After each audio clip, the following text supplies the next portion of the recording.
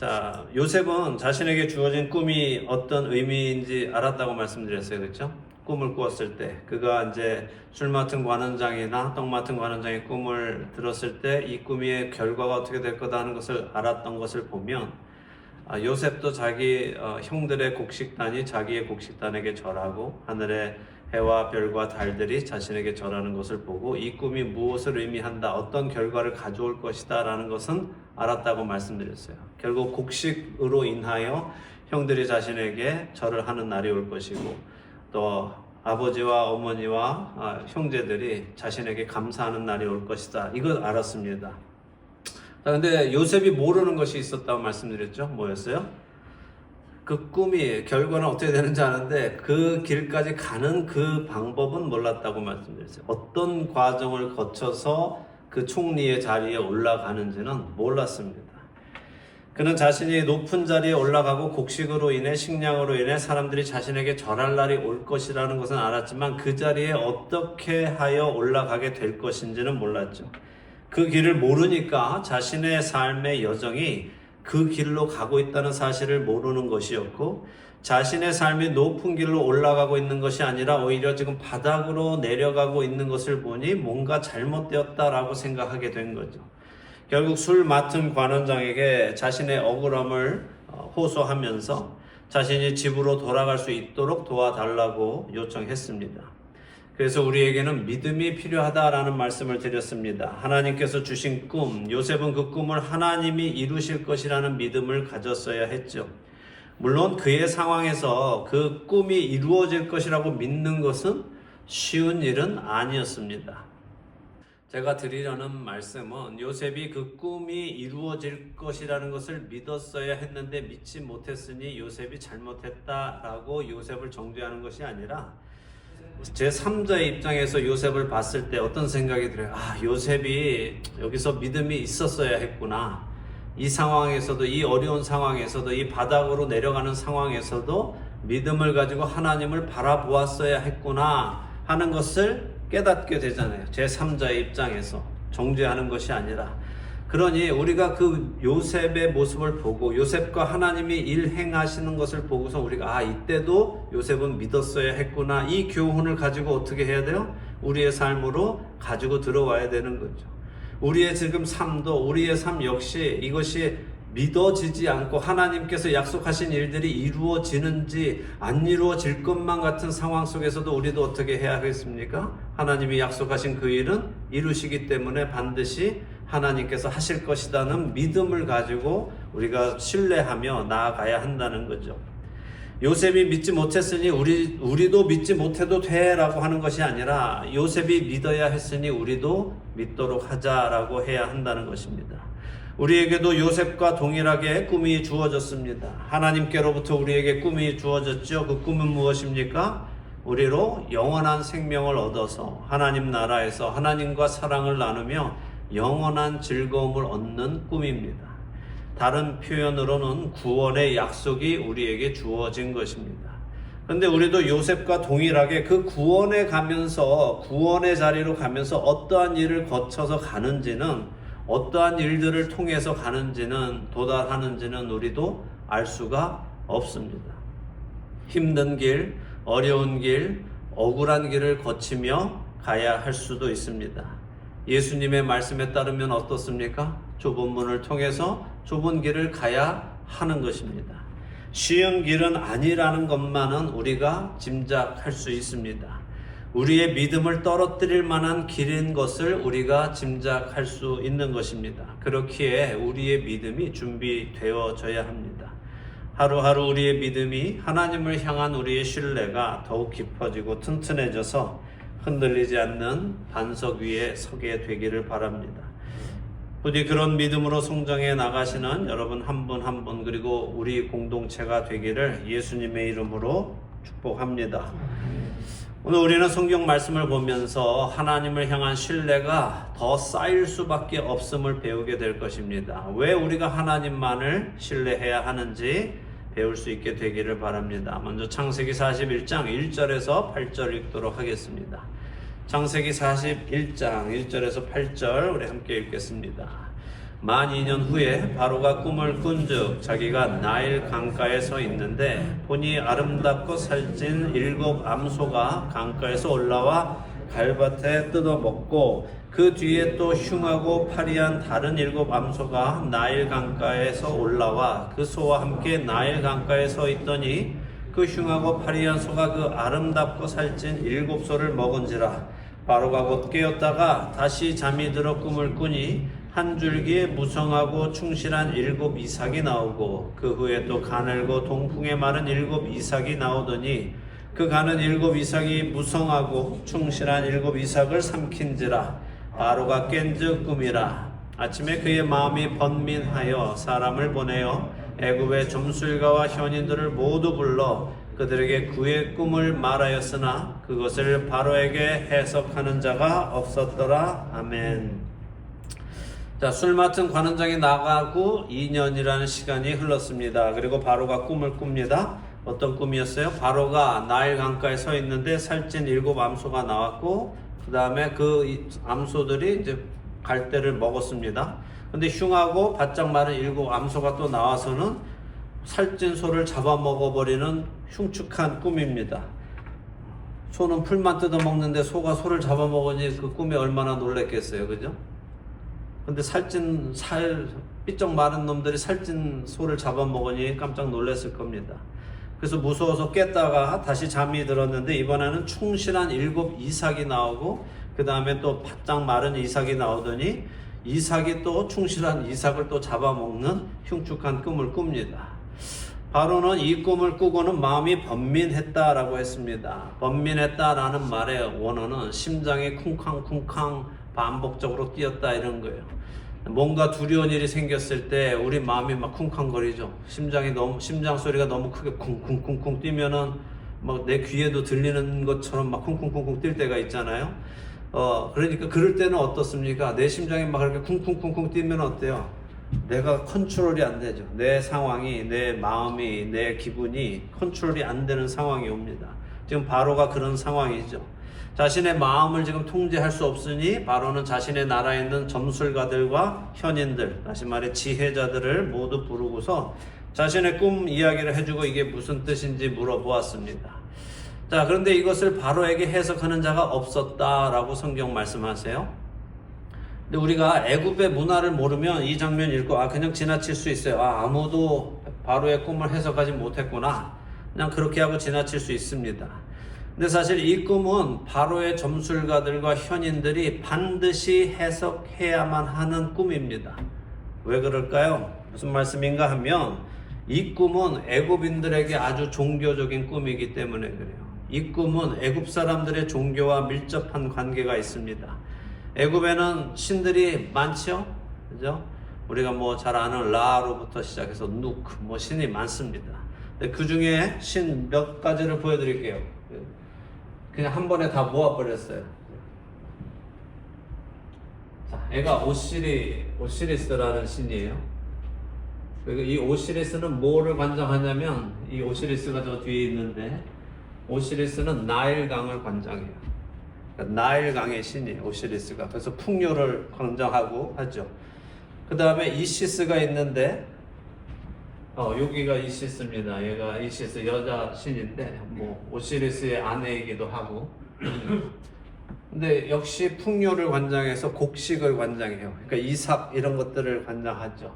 그 다음에 이제 하토르라고 있어요. 하토르 저 끝에 있는 신이 여자 신 머리에 이렇게 있죠. 소가 있죠. 소 뿔같이 있고 해서 이 하토르 역시 풍요를 관장하고 역시 소를 의미하는 그런 신입니다. 그리고 그 밑에 있는 이제 아피스라는 신인데 소 신이 또 따로 있고 그러니까 지금 이제 더 이상 안 보여주셔도 됩니다. 지금 바로의 꿈에 등장한 인물들 배경 이게 다 뭐와 관련이 있어요? 자기들의 신과 관련이 있잖아요. 나일강에서 곡식과 소가 나오고 이게 다 자기들의 신이 관장하는 꿈이란 말이에요. 그러니까 지금 그곳에서 제사를 지내고 그 신을 섬기는 그 제사장들이 있으면 반드시 자신들이 섬기는 그 신에 관한 이야기를 메시지로 받았으면 그것을 해석해 낼 수 있었어야 된단 말이죠. 당연하다는 거죠. 애굽의 점술가들과 지혜자들이었다면 이 꿈을 당연히 해석했어야 합니다. 자기들이 섬기는 신이니까. 근데 아무도 그것을 해석할 수 없었다라고 하죠. 왜 해석을 못합니까? 왜 아무도 해석을 못하죠? 거짓이니까. 그런 신이 없으니까. 그죠? 있는 척하고 열심히 섬겼지만 실제 그런 신이 없으니까 자기들의 신이 그것을 알려주지도 못하는 거고, 둘째로 이 꿈은 하나님께서 바로의 수준에 맞게끔 보내주신 꿈이니까 아무도 해석할 수 없는 겁니다. 오직 하나님만이 해석하실 수 있는 꿈이죠. 결국 이렇게 애굽의 점성술사들 그리고 애굽의 무당들은 아무도 해석하지 못하자 술 맡은 관원장이 아차 했죠. 깜빡 놀랐죠.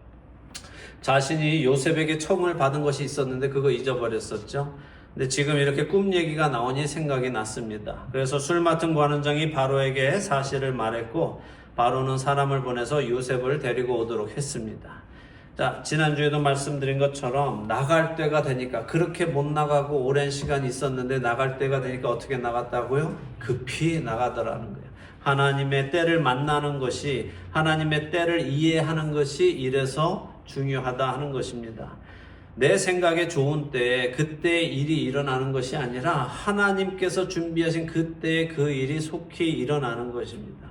그러니 여러분들도 하나님을 신뢰하고 계시면 왜 이렇게 안 돼 하고 내 힘으로 이 일 저 일 해보려고 하는 것이 아니라 하나님을 신뢰하고 계시면 여러분은 여러분의 삶에서 여러분이 신실하게 거룩하게 그리스도인으로 살아가고 계시면 나머지는 하나님이 하신단 말입니다. 그 하나님을 경험하도록 여러분이 하나님을 신뢰하고 기다릴 수 있어요. 제가 누누이 말씀드리죠. 믿음은 기다립니다. 우리가 믿으면 기다릴 수 있어요. 믿지 못하면 기다릴 수 없습니다. 믿음이 있으시기를 바랍니다. 자, 요셉이 옥에서 끌려 나와서 이제 바로 앞에 설 단장을 하고 이제 바로 앞에 섰습니다. 그리고 바로가 요셉한테 말해요. 너 소문 들었어? 너 꿈 해석 잘한다며? 라고 했습니다. 그러자 요셉이 어떤 말을 하는지 이제 25절에서 우리 36절을 보겠습니다. 25절부터 36절 읽겠습니다. 요셉이 바로에게 아뢰되 바로의 꿈은 하나라. 하나님이 그가 하실 일을 바로에게 보이심이니이다.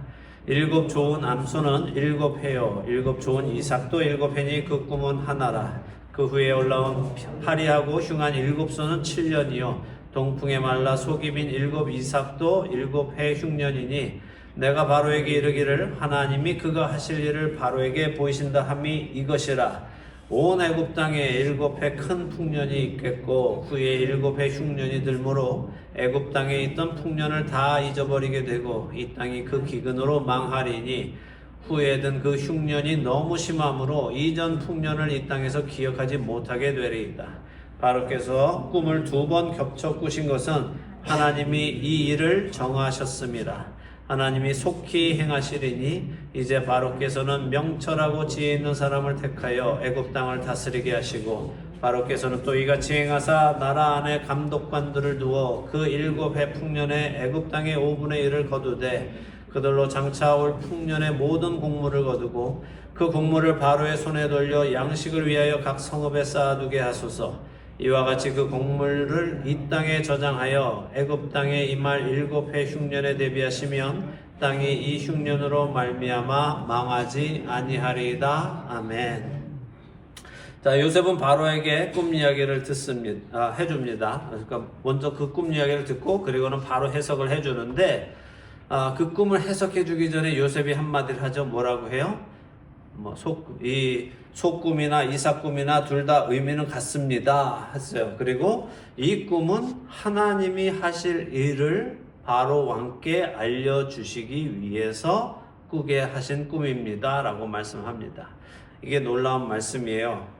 하나님께서 하나님이 하실 일을 누구에게 알려준다고요? 바로에게 알려주신다는 거예요. 그러니까 놀라운 일이죠. 하나님의 백성도 아닌 바로에게 하나님께서 하나님이 하실 일을 알려주신다는 것이. 자, 그런데 하나님께서 이렇게 미래에 대해 곧 일어날 일에 대해 알려주시는 이유가 뭡니까? 너무도 단순한 답인데요. 너무도 단순한 답인데도 불구하고 다들 알고 있는 답이고 대답은 잘 하는데도 문제는 그 대답대로 살지 않는다는 거예요. 자, 대답은 뭐예요? 하나님이 왜 꿈을 보여주세요? 왜 미래에 대한 예언을 해주십니까? 이런 일이 있을 테니 어떻게 하라고요? 준비하라고요. 그죠? 근데 사람들 어떻게 해요? 준비합니까? 안 하죠. 안 하고 어떻게 해요? 자, 사람들은 그 일을 피하려고 해요. 미래에 대한 어떤 이야기를 들으면 그 일을 피하려고 합니다. 우리가 잘 알듯이 사도행전에서 예루살렘으로 가려고 하는 사도 바울과 일행들 앞에 예언자들이 나타나죠. 예언자들이 나타나서 예언을 해줍니다. 사도 바울이 예루살렘에 가면 이렇게 붙잡혀서 고난을 당할 거다라고 예언해 줍니다. 그랬더니 에베소 장로들도 또 바울의 일행까지도 어떻게 해요? 바울을 붙들고 어떻게 했습니까? 울면서 가지 말라고, 그죠? 만류했습니다. 그런 그들을 향해 바울은 사도행전 20장 23절에서 24절에 오직 성령이 각 성에서 내게 증언하여 결박과 환난이 나를 기다린다 하시나, 그러니까 알고 있다는 거죠. 나도 알고 있어. 결박과 환난이 나를 기다리고 있다는 걸 말씀하셨어. 그러나 내가 달려갈 길과 주 예수께 받은 사명 곧 하나님의 은혜의 복음을 증언하는 일을 마치려 하면은 나의 생명조차 조금도 귀한 것으로 여기지 아니하노라 하고 사도 바울은 간단 말이에요. 하나님께서 성령님께서 예언자들을 통하여 너에게 이제 이런 일이 일어날 거야. 예루살렘에 들어가면 붙잡혀서 고난을 받을 거야 라고 알려주셨어요. 그런데 사도 바울이 나도 알아 하고서는 간단 말이에요. 하나님께서 이 예언자들을 통해서 사도 바울에게 이제 고난이 올 것이다 라는 것을 알려주신 이유가 뭐예요? 사도 바울 예루살렘 못 가게 잡아라, 막아라, 그래서 알려주신 거예요? 아니죠. 결박과 환난이 기다리는 예루살렘으로 가는 사도 바울을 위해서 기도하라는 거죠. 왜요? 동역자들이 바울의 믿음이 떨어지지 않도록 기도해 주어라 라고 하시기 위해서 알려주시는 거고, 그 안에 들어가는 바울도 마음가짐을 제대로 하고 들어가라고 알려주시는 거예요. 앞 일을 알아서 그것을 피하려고 하는 것은 무당들을 통해서 액땜하려는 사람들이 하는 겁니다. 그들은 앞의 일을 빨리 알아서 이런 나쁜 일이 있으면 그거 피하고 그것을 안 하려고 하는 것이 그들의 목적이에요. 사람들이 왜 열심히 무당을 찾아가서 무슨 일이 일어날지를 알려달라고 해요? 나쁜 일 안 일어나기 위해서잖아요. 그렇지만 하나님의 나라하고는 이미 그 목적 자체가 다르단 말입니다. 사람들은 그렇게 해서 믿지 않는 사람들은 계속해서 앞의 일에 대해 나쁜 일에 대해서 계속 피하려고 하죠. 그런데 결국 마지막 날에 하나님의 심판대 앞에 서는 것을 피할 수 있습니까? 없습니까? 그것은 피할 수 없습니다. 아무리 구슬하고 아무리 부적을 사서 이마에 써붙이고 다녀도 그 심판은 피할 수가 없는 것입니다. 각 사람은 마지막 날에 그리스도의 심판대 앞에서 각자의 행함에 따라 심판을 받게 될 것입니다. 그것을 피할 수는 없습니다. 하나님이 이 사실을 우리에게 보여주신 이유, 지금 이 창세기를 통해서 또 성경 전체를 통해서 앞에 일어날 일을 우리에게 알려주시는 이유가 뭐라고요? 준비하라고요. 피할 수 없는 날이 온다는 겁니다. 그날을 피하라는 것이 아니라 그날을 위해서 준비하라고 우리에게 보여주십니다. 여러분은 그날을 준비하며 살아가고 계십니다. 노후 대책 준비하는 것도 중요하지만 더 중요한 게 뭐예요? 사후 대책이에요. 노후 대책뿐이 아니라 사후 대책, 죽은 후에 어떻게 할 건가, 그게 더 중요하죠. 그날에 후회하지 않도록 미리미리 준비하며 살아가시기를 바랍니다. 아까도 말씀드린 것처럼 우리가 그 답을 알면서도 우리는 그 답대로 살아가지 않는단 말이에요. 하나님께서 우리에게 미래를 준비하기 위해서 이런 것들을 보여주셨는데도 불구하고 우리는 그냥 안일하게 살다가 그 미래에 그냥 들이닥치고 후회하는 일을 많이 경험합니다. 그러니 하나님께서 우리에게 지혜를 주실 때, 하나님께서 우리에게 알게 하실 때 깨어서 하나님의 보여주시는 이유대로 살아가는 우리가 되기를 바랍니다. 다시 요셉으로 돌아와서 요셉은 바로의 꿈을 정확하게 해석해 주면서 바로가 앞으로 해야 할 일까지 상세하게 말을 해줍니다. 애굽의 점성사들과 지혜자들이 자신들의 신과 관련된 꿈을 해석하지 못하고 그냥 멍하니 있던 그때에 가나안에서 팔려온 종, 더군다나 죄수로 감옥에 잡혀와 있던 사람이 나와서 그 꿈을 해석해 줍니다. 이것은 결국 애굽 사람들이 섬기는 그 신들도 하나님의 주권 아래에 있으며 사실은 모든 것을 하나님이 다스리신다는 것을 애굽 전체 바로로부터 애굽 전체 모든 사람에게 알려주시는 것입니다. 얼마 전 제가 방송에서도 나눴지만 신접하여 무당으로 26년 동안 살던 한 여성이 8년 전에 예수님을 영접해서 무당계를 떠나고 이제는 한 교회의 집사님으로 잘 섬기고 살아가세요. 그런 분이 이제 신문에 간증 기사가 나왔었습니다. 너무 감사한 일이죠. 무당으로 살다가 집사님이 되셨다니 얼마나 감사합니까? 우상을 섬기던 사람이, 우상에 매여 살던 사람이 진리의 예수 그리스도를 통해서 자유하게 되었다니 너무너무 감사한 일입니다. 근데 그분의 그 간증을 듣고 제가 너무 부끄러웠어요. 그분이 자신이 점을 봐주는 손님의 몇 퍼센트가 그리스도인이라고 했는데 기억나세요? 40%. 70%는 너무하고 70%는 우리 정말 한국 교회가 망한 거고 40%가 그리스도인. 그냥 뭐 일반 그냥 뭐 청년들 뭐 이런 건 말할 것도 없고 권사, 장로, 심지어 목사, 사모까지도 와서 점을 봤다라고 그분이 말씀하셨습니다. 충격적이죠. 하나님을 신뢰하지 못하니 빨리 답을 주는 이런 무당들을 찾아가는 것이 이게 어떻게 하나님의 자녀로서 가능한 일이겠습니까? 오늘 창세기는 우리에게 말씀하십니다. 다른 신은 없다. 모든 것은 우리 하나님이 주관하신다. 오직 하나님만이 유일하신 참신이시다. 다른 모든 것은 헛것이다 라고 말씀하세요.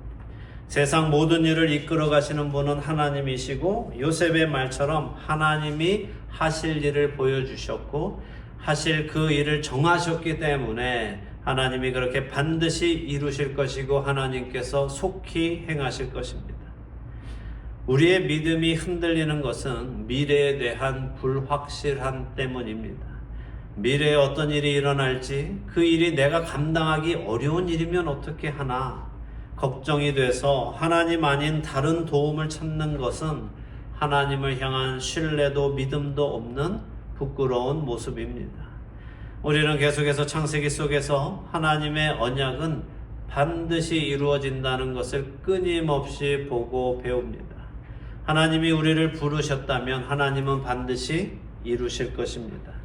비록 그 길이 우리가 알지 못하는 길이라도 우리가 기대하지 않은 어려운 길이라도 하나님은 우리를 포기하지도 버리시지도 않으며 인도해 가시고 완성해 나가실 것입니다. 그 하나님을 바라보시기 바랍니다. 세상의 주인이신 그 하나님을 나의 아버지로 모시고 살아가시기 바랍니다. 그것이 믿음입니다. 하나님이 모든 것의 주인이심을 온전히 깨달아서 하나님께서 기뻐하시는 믿음을 하루하루 세워나가며 주님 앞에 서는 그날 또 우리가 하루하루 준비해 나가는 여러분 모두 되시기를 예수 그리스도의 이름으로 축원합니다. 아멘.